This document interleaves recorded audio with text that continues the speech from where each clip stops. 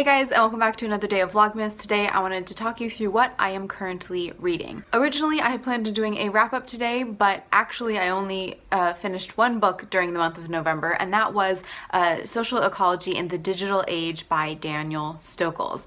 I touched on that one already in my wrap-up for October, so I will link that for you guys in the cards if you want to hear me talk about it, but I'm actually going to be doing a full-length written review of it on my blog, so that is coming up probably early next week. And I never say this, but if you're interested in finding out more about that social ecology book, I would go down to the description and check out the links to my Twitter and or blog, because one, I will tweet out a link to the review when it goes live, but two, I tend to review books that I don't talk about as in-depth here on the channel on my blog. So if you've ever wondered, hey, I wonder why she hasn't reviewed that, chances are I've actually reviewed it on my blog. And quickly before we get into the actual books, I wanted to touch on Nonfiction November because, as you know, I did plan out and film a TBR for it. Now, I was really excited about everything on that TBR, and I still am, and I still plan to read it eventually, but November ended up being kind of a non-reading month for me, and I'm okay with that. If you saw the discussion video I did on day 2 of Vlogmas, you will know why.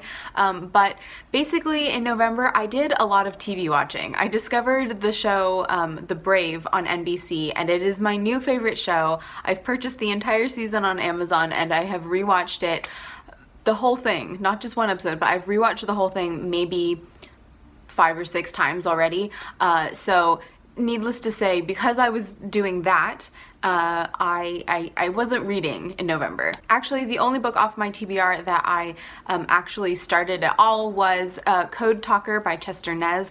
I am listening to this one on audiobook, and I'm currently about halfway through. I think I have like 3 hours left. So Chester Nez was one of the original code talkers who not only used the Navajo code during World War II to code messages and prevent the Japanese from getting a hold of important military transmissions, but he was actually one of the code talkers who helped develop the code in the first place. So as I'm reading the book, I'm really enjoying getting a better understanding of just what that job entailed and, you know, getting a sense of who these men were, but I'm also getting a really great education in the history and the treatment of Native American people in the United States. So in the memoir, it's really interesting to listen to his time in these kind of re-education schools where they were really designed to not only teach Native American children how to read and speak proper English, but they were really ultimately designed to strip them of their native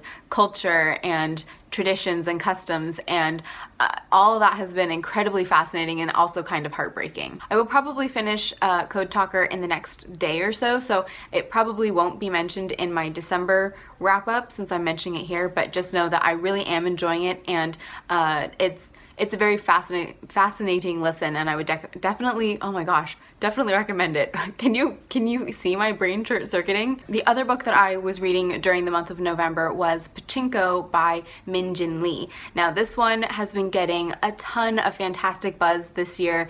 I know she was a National Book Award finalist. I don't know if she actually won, but I mean, she's been on several prize lists. Pachinko is about a Korean family originally from Busan, and we kind of are introduced to this family during the Japanese occupation of the Korean peninsula. This family that we follow operates a boarding house where several fishermen live, and then they come in contact with a slightly more educated, more wealthy gentleman who also happens to be a Christian pastor. The daughter of the family unfortunately finds herself in an awkward position with a man who then disappears, and the pastor steps in to marry her and basically save her and the family from disgrace. The pastor and his wife then move to Japan, where he will continue his work, and that's kind of the point where I have gotten to so far. This section of the novel is set during World War II, and I find it incredibly fascinating. Number one, because I had never read anything based on the Japanese mainland during World War II before, but two, I think it's a really eye-opening look at the fact that racism doesn't only exist in terms of black and white. The Japanese treated the Koreans horribly. They made them live in slums. They were looked down on as second-class citizens. They were thought of as dirty, and I don't know, it's just, I think it's a very fascinating period of time to think about. Currently, I've had to take a little bit of a break because something horrible just happened and I actually almost cried. I never cry while reading books, but I actually almost cried. So I've put it down for the past couple of days, but I will probably finish this relatively soon. So that's what I'm currently actively in the middle of. Obviously, if you go to my Goodreads profile and you look at my currently reading shelf, there are other things on there, but those are the two that I'm kind of focusing on at the moment. And I'm kind of taking a break from making TBRs, but I did want to mention quickly some books that I know I will be picking up in the next week or so. The first one of those is the McConnell Thrift Shop by Hiromi Kawakami, and this is going to be my December review book for April magazine. My editor and I always joke that Asian women seem to have very angry souls, because when they are able to write books and able to get them published, the stories aren't necessarily warm and cheery. And so her request for December was, please can we find something heartwarming for the holiday season. So this was recommended to me by several people as a very heartwarming, cozy type read, and hopefully it'll be just that. I don't know too much about it aside from the fact that it is set in a thrift store that I believe is owned by kind of a rather eccentric old man. So I'm really looking forward to this one, and again, I will be starting this in the next couple of days. And this one was kindly sent to me by the publisher Europa Editions. The other things I wanted to mention are actually 3 poetry collections, because I wanted to do a kind of cohesive, what's the word? When it comes to poetry collections, I never feel like I have enough to say about them to make individual review videos, but this month I really wanted to read all 3 of these and then make one big kind of, this is the poetry I've been reading lately type video. This is the collection I've had the longest, and it is Human Interest by Valerie Bandura. From what I can tell, she writes about very contemporary themes and issues, and also throws in a few pop culture references here and there, so I anticipate I will enjoy this one.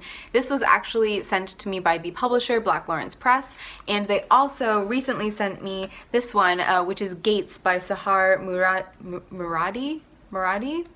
I feel like I just butchered that, sorry. What really drew me to this collection in particular, aside from the stunning cover of course, is the fact that the poet was born in Afghanistan, and therefore I feel will have a very interesting look on our current world situation. Then lastly, the other poetry collection I have here is Love and a Loaded Gun by Emily Rose Cole, and this one is published by Minerva Rising. Emily contacted me a couple of weeks ago asking if I wanted to read a collection of feminist poems that are basically persona poems, which from what I understand means that she writes from the perspective of a specific character. According to her email, Emily's goal was to create a collection of persona poems from the perspectives of various historical women and women in pop culture. So some of the women in here are Judy Garland, Rapunzel, Pharaoh's wife, Demeter, I think Bonnie from Bonnie and Clyde. So I think this should be a lot of fun, and again, I really enjoyed the sample poem that she sent me. So that is what I'm currently reading and what I'm going to be picking up in the next couple of days, and I realized that not much of it, or any of it really, is vaguely Christmas related. I do tend to crave fantasy more during this time of the year than I do any other time of the year, but I don't know, you guys know my reading taste is a little bit all over the place, so I think this video continues that theme. Anyways, if you have read any of these books and you would like to share some thoughts on them with me down in the comments below, you know I always appreciate that, but otherwise that is all I have for today's video, so thank you guys so much for watching. I hope you are having a fantastic day, and I will see you tomorrow with another Vlogmas video. Bye!